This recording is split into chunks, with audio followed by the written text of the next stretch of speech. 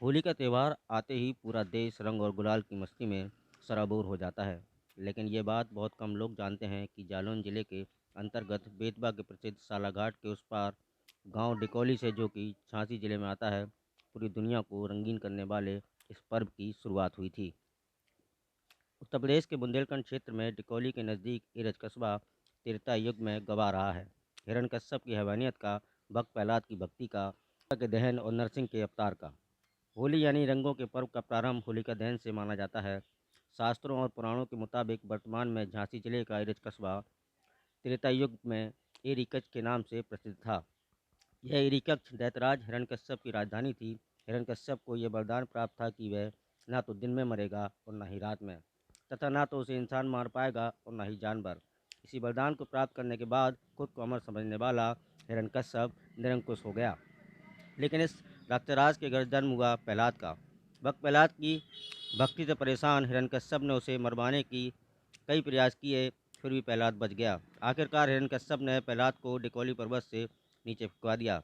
डिकोली पर्वत और स्थान पर प्रहलाद गिरा, वह स्थान आज भी मौजूद है। आखिरकार हिरण्यकश्यप ने अपनी बहन होलिका से प्रहलाद को मरवाने की ठानी। होलिका के पास एक ऐसी चुंडी थी जिसे पहनने पर वह आग में बैठ सकती थी, जिसे ओढ़कर आग का कोई असर नहीं पड़ता था। होलिका वही चुंडी ओढ़कर प्रहलाद को गोद में लेकर आग में बैठ गई, लेकिन भगवान की माया का असर यह हुआ कि हवा चली और चुनरी होलिका के ऊपर से उड़कर प्रहलाद पर आ गई। इस तरह प्रहलाद फिर बच गया और होलिका जल गई। एरज के सिक्के और यहाँ पुरातत्व की खुदाई हरदम चलती रही। यहाँ पर होलिका जी प्रहलाद को लेकर के एक ऐसी प्रतिमा निकली है जो पुरातत्व वालों ने खुदाई कराई थी। तो कई सारे ऐसे कारण हैं जिससे यह सिद्ध होता है कि होली की शुरुआत इस नगरी एरज से है। ऐसी पौराणिक गाथाएं हैं कि सतयुग में जब सृष्टि की संरचना हो रही थी तो एक हिरण्याक्ष नामक दैत्य था जो पृथ्वी को चुरा करके ले गया। तो उस समय श्री विष्णु जी ने 12 रूप रख करके पृथ्वी को अपनी धुरी पे स्थापित किया और हिरण्याक्ष का वध किया। तो भगवान विष्णु का पहला अवतार 12 जो हुआ है वो इसी नगरी में हुआ है, क्योंकि इसे विश्व की पहली राजधानी भी कहा जाता है। दूसरा, जब हिरण्याक्ष के भाई थे हिरण्यकश्यप, उनके पुत्र हुए प्रहलाद जी। प्रहलाद जी भगवान विष्णु से प्रभावित थे। बचपन से ही उन्हें भगवान विष्णु से इतना प्रेम था कि वो उनकी भक्ति किया करते थे। तो हिरण्यकश्यप भगवान विष्णु से द्रोह रखते थे, क्योंकि वो हिरण्याक्ष के भाई थे और हिरण्याक्ष का वध 12 रूप में भगवान विष्णु ने किया था, पृथ्वी का उद्धार किया था। तो इस बात से कुपित होकर के वो अपने पुत्र को ही, पहले तो उन्होंने मना किया, जब पुत्र भगवान विष्णु की भक्ति से न माने तो उन्होंने पुत्र को मारने का निश्चय किया। और प्रहलाद जी की मृत्यु करने के लिए उन्होंने कई ऐसे प्रयास किए। उन्हें काले नाग से डसवाया, उनको उनके भोजन में जहर मिलवाया, उन्हें यहाँ स्थित एक डीकांचल पर्वत है बगल में डिकोली गांव में, उस डीकांचल पर्वत से बेत्रवती जी के अथाह गहरे जल में फेंकवाया।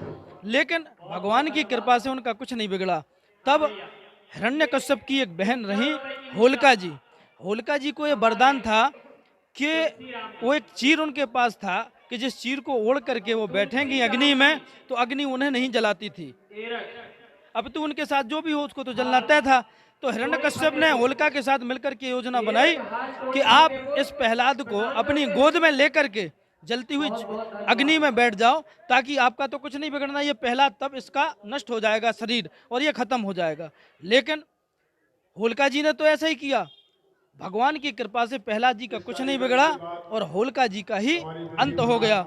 जब होलिका जी जल गईं तो जो वहाँ के दैत्य थे उन लोगों ने वो और राख धूल मिट्टी उड़ा के ऊपर एक दूसरे के फेंकना शुरू की और वहाँ से भागे। जबकि प्रहलाद जी को सकुशल देख करके प्रहलाद जी के जो सखा थे, बंधु बांधव थे, उन्हें बड़ी खुशी और हर्ष हुई। तो उन्होंने एक दूसरे को खुशी में रंग और गुलाल लगा करके एक अपना प्रेम प्रकट किया।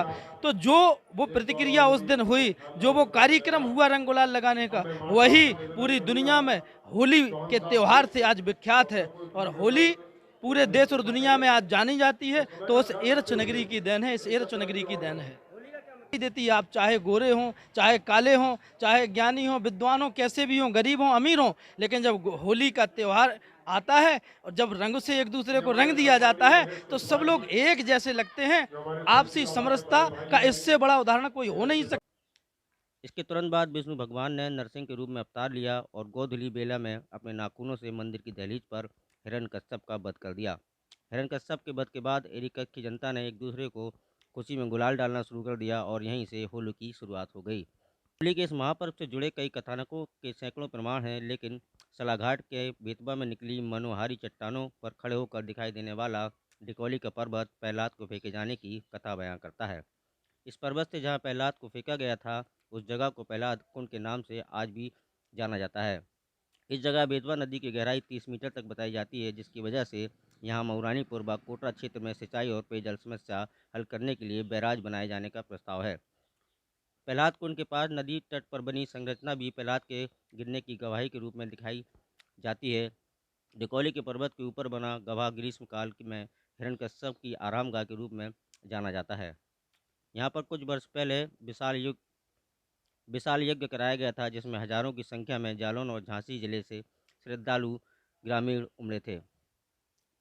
जिस तरह दुनिया के लोग ये नहीं जानते कि होली की शुरुआत डिकोली से हुई, उसी तरह पाठकों को ये जानकर हैरानी होगी कि आज भी बुंदेलखंड में होली जलने के तीसरे दिन यानी कि दोज पर खेली जाती है, क्योंकि हिरण्यकश्यप के वध के बाद अगले दिन एरिकस के लोगों ने राजा की मृत्यु का शोक मनाया और एक दूसरे पर होली की राख डालने लगे। बाद में भगवान विष्णु ने दैत्यों और देवताओं को बीच सुलह कराई। समझौते के बाद सभी लोग एक दूसरे पर रंग गुलाल डालने लगे। इसलिए बुंदेलखंड में होली के अगले दिन कीचड़ की होली खेली जाती है और रंगों की होली दोज के दिन खेली जाती है। और यहाँ तक कि अंग्रेज लोग ईमानदार थे। झांसी गजेटियर के पृष्ठ 339 पर इस बात का जिक्र उन्होंने किया कि एरच में भक्त प्रहलाद पैदा हुआ। ये एरच का इतिहास है। अब हम इस कोशिश में जब लगे थे 20 साल से, तो मुख्यमंत्री ने माननीय जवाहर सिंह राजपूत जो हमारे विधायक हैं दोबारा चुने गए, भगवान करे वो जल्दी मंत्री बने, हमने उनसे विधानसभा में उठवाया। उनकी वजह से ये एरच महोत्सव शुरू हुआ। 5 लाख रुपए सरकार ने पिछली साल दिए थे, 5 लाख अब दिए। अब हमारी अगली कोशिश ये होगी कि इसमें 50 लाख रुपए स्वीकृत हो और एरच महोत्सव हिंदुस्तान के विद्वान यहाँ आए और वो जानें, देखें